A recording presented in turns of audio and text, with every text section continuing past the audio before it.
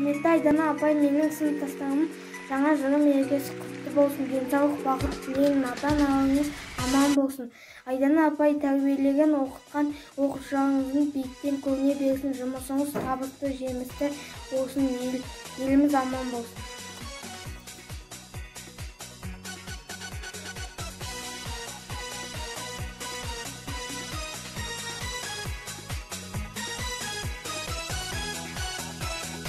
Сіздерді келіп жеткен жаңа жыл мейрамдарыңызбен шын жүректен құттықтаймын. 2021 жыл шаттық, қуаныш, құт-берекеге толы болсын.